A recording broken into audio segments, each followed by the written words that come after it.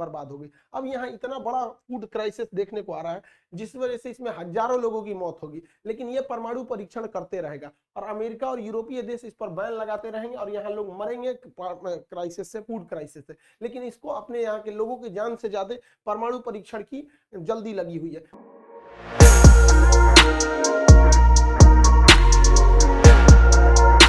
समझते हैं क्या किया, इसको पूरी दुनिया ने सैंक्शन लगा रखा है परमाणु परीक्षण के कारण। तो इसके यहाँ फर्टिलाइजर की कमी हो गई जिस वजह से खेती के में पैदावार बहुत गिर गया है। तो ये फर्टिलाइजर कहाँ से लाएगा? तो अपने देश के लोगों को कहा है कि डेली 1 बोतल पेशाब करो और उस बोतल में रखे पेशाब को फर्टिलाइजर कारखाने में पहुंचाओ। क्योंकि आपको पता है कि हमारे शरीर में जो यूरिन निकलता है शरीर से उसमें 2% के पास उसमें यूरिया होता है, तो वो उस यूरिया से ये फर्टिलाइजर का निर्माण करेंगे। अब इनका स्थिति बहुत खराब हो गया है, इनके पास फूड क्राइसिस भी आने वाला है, खाद्यान्नों की बहुत बड़ी कमी होने वाली है। उत्तरी कोरिया में 2025 तक आने वाले 3 सालों में यहाँ पे बहुत बड़ी भूखमरी देखने को मिलेगी। एक्चुअली हुआ क्या कि जैसे कोरोना आया तो इसने क्या किया, दुनिया ने बॉर्डर लॉक करने के बजाय इसने खुद का ही बॉर्डर लॉक कर दिया दूसरे को, क्योंकि इसके पास पता है कि हेल्थ सिस्टम है नहीं, दुनिया से व्यापार रहेगा तो वैसे भी इसको व्यापार करता कौन है, चाइना रूस से जो कुछ आता था, तो इसने ब्लॉक कर दिया अपने बॉर्डर को, जिस वजह से इसके यहाँ पैदावार पूरी तरह से गिर गया, विदेशों से अनाज नहीं आ पाया, फर्टिलाइजर नहीं आ पाया और इस समय बाढ़ और वर्षा भी इसके यहाँ बहुत भयानक हो गया जिस वजह से पूरी फसल बर्बाद हो गई।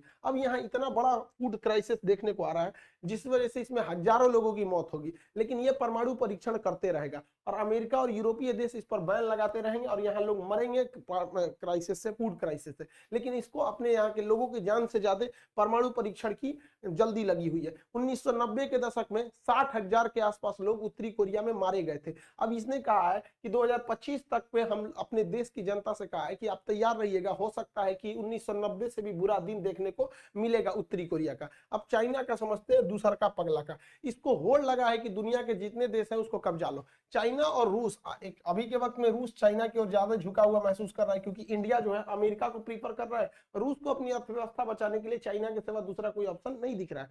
तो ये लोग एक एक्सरसाइज कर रहे थे नौसेना का।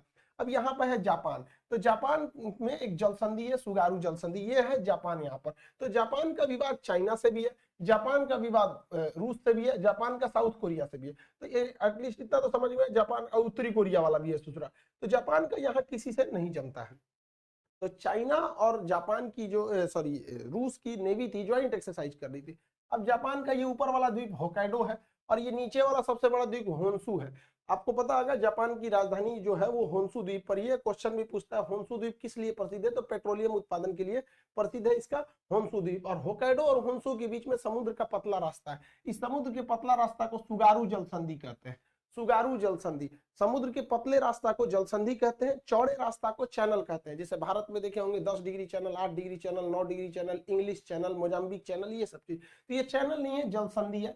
ये जलसंधि कॉमर्शियल जहाजों के लिए जापान परमिशन देता है कि यहाँ से कोई भी शिप वगैरह मतलब व्यापार कर सकते हैं। लेकिन इन लोगों ने क्या किया, रूस और चाइना ने यहाँ पूरी नौसेना घुसा दिया इस जलसंधि से, और जहां पर यहाँ इस जलसंधि से पानी वाली जहाजें जाती थी वहां पूरी अपने शिप लेके घुस गए सब। अब पूरा माहौल वहां पे इंटेंस कर दिए थे सब, पूरी समुद्र को ये लोग उधर पूरा मार्च आउट किया लोग 2 घंटे तक, जापान को डराने के लिए कि देखो कुछ नहीं कर सकता। हालांकि जापान को कुछ होगा नहीं, क्योंकि इसकी सेफ्टी की टोटल जिम्मेदारी जो रहती है वो अमेरिका पे रहती है। लेकिन चाइना जो है वो ताइवान को कह रहा है you must have to emerge, उन्हें मिलना ही पड़ेगा चाइना को, मतलब ताइवान को इसमें। अब ताइवान में क्या करते हैं ये लोग, आए दिन अपना एयरफोर्स लेके घुस जाते हैं 2-3 जहाजों को, लेकिन इस बार इन्होंने क्या किया, 52 जहाज को लेके घुस गए। वहां देश में अफरा तफरी हो गया, इन लोगों को अंतरराष्ट्रीय मदद मांगनी पड़ी, लेकिन कोई दुनिया इसकी सुनता नहीं है।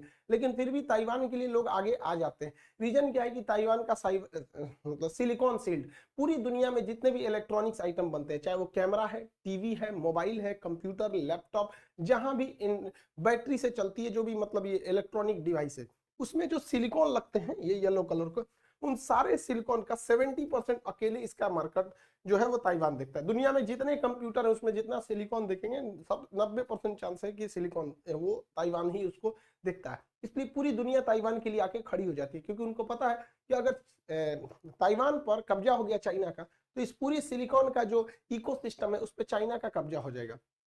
इसके अलावा भी ताइवान को अमेरिका ने बहुत सारे मिलिट्री इक्विपमेंट दिए हैं, जिसमें सब